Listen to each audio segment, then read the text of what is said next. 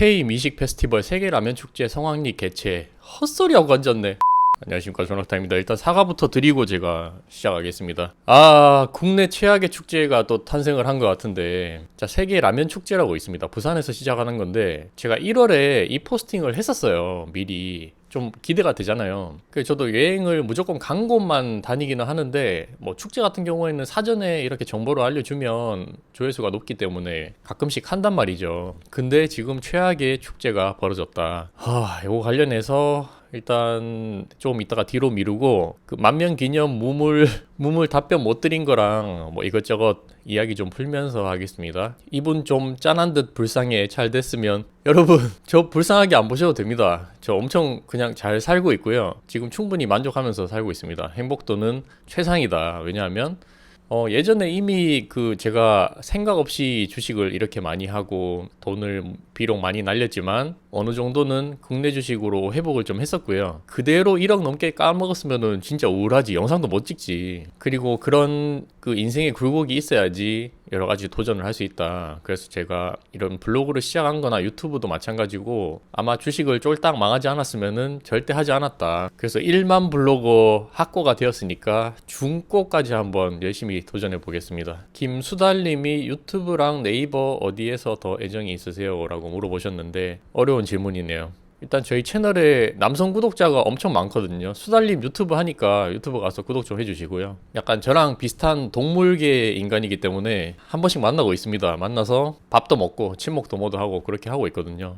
많이 가서 유튜브나 블로그 댓글도 달아주시고, 유튜브랑 네이버 중에 어디에 애정이 있냐. 원래는 네이버가 한 80% 이상이었거든요. 저는 유튜브는 별로 신경을 안 썼어요. 근데 점점 하면 할수록 이게 비중이 줄어들고 있다. 네이버에 점점 정이 떨어지고 있어서 지금은 딱 반반 정도인 것 같은데, 그래도 아직까지 저는 네이버가 약간은 더 애정이 있는 것 같습니다. 블로그를 키운 것도 그렇고, 뭐 네이버가 망한다라고 아무리 하더라도 지금 현실적으로 저한테 그나마 수익을 많이 줄 수 있는 거는 네이버이고, 근데 비중을 유튜브로 더 많이 갈아타고 싶다. 전 애드센스 달러로 들어오는 게 더 기분이 좋습니다. 그래서 하나만 하면 안 되고 여러 가지를 하는 게 좋은 것 같아요. 자, 여행 인플루언서이신데 인플루언서 장점도 궁금하고 인플루언서가 되기 위한 조언도 해주시면 좋겠어요. 근데 저 여행 인플루언서인데 요즘에 여행을 안 다녀요.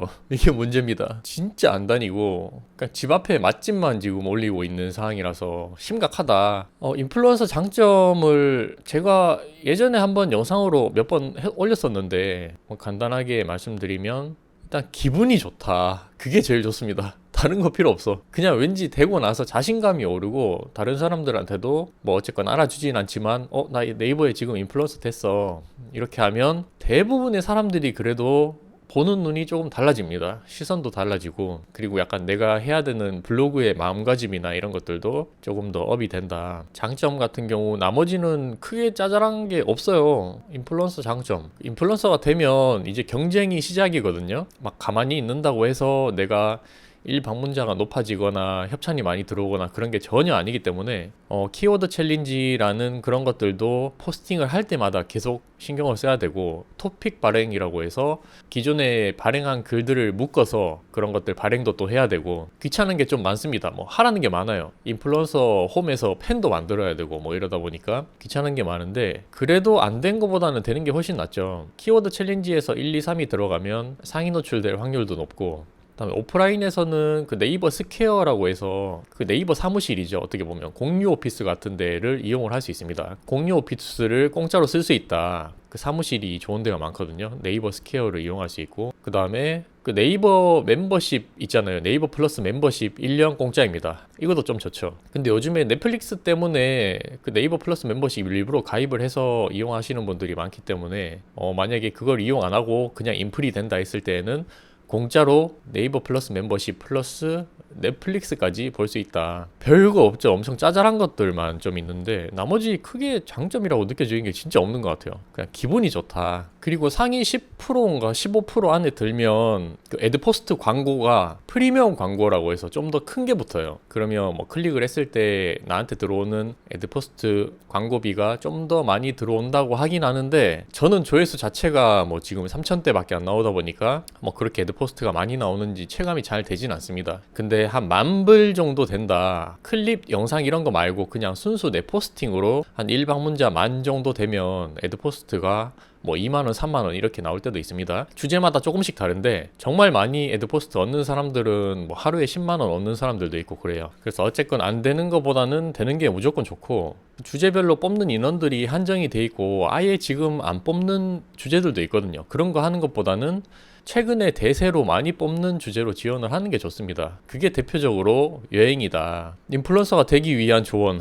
요즘에는 너무 안 뽑다 보니까 제가 여러분 인플루언서 할 수 있습니다, 도전하세요, 이렇게 얘기를 좀 하기가 어려운데, 그래도 지원을 우리는 해야 된다. 조언이라고 하면 뭐 딱 몇 가지만 알려드릴까요? 뭐 요즘에는 지금 영상을 길게 찍다 보니까 뭐 이것저것 얘기할 수 있어서 편하네. 자, 일단 기본적으로 인플루언서 지원을 하려면 홈페이지형 블로그를 무조건 만드세요. 그게 기본이다. PC 버전으로 내 블로그를 딱 들어왔을 때 첫 화면이죠. 첫 화면이 깔끔하게 보여야 됩니다. 정말 여행을 좋아한다, 이게 딱 봤을 때 여행 블로거다라는 그런 이미지가 나오게끔 멋지게 꾸며야 된다. 물론 아주 드문 케이스로 옛날 버전으로 그냥 인플루언서가 되신 분들도 있지만, 최근이 아니지, 이미 1, 2년 전부터 대부분 인플루언서 되신 분들은 PC 버전의 기준으로 홈페이지형 블로그로 깔끔하게 만든 사람이 대부분입니다. 90% 이상. 마침 제가 어제 그 홈페이지 대문화면 바뀌었거든요.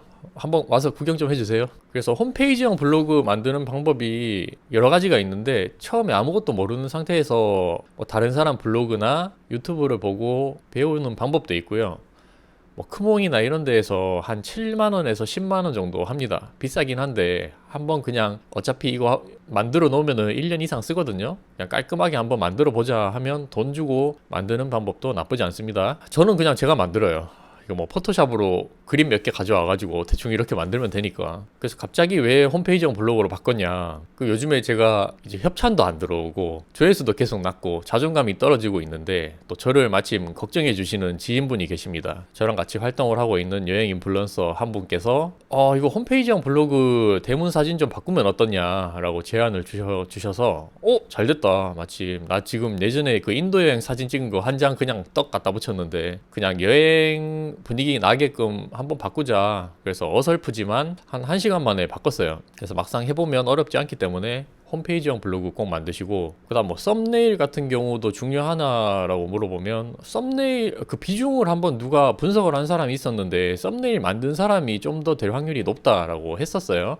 한 60대 40 정도로 썸네일 만든 사람이 좀 더 잘 되는 것 같다. 근데 뭐 사진에 좀 자신이 있거나 굳이 썸네일 안 만들어도 된다 하면은 안 만들어도 됩니다. 대표 사진을 예쁜 사진으로 만들면 되기 때문에 저도 썸네일을 만들진 않아요. 그것보다는 이제 사람들이 제일 많이 얘기하는 뾰족함, 그놈의 뾰족함. 요즘에는 그 여행 인플루언서도 평범하게 되는 게 어렵다. 그래서 몇 가지 힌트를 좀 드리자면, 그냥 1년 내내 한복만 입고 다니세요. 한복만 입고 전통 궁궐, 뭐 한옥지 뭐 이런 데만 그냥 다니세요. 주구장창. 국내 여행으로 그렇게 조지던지.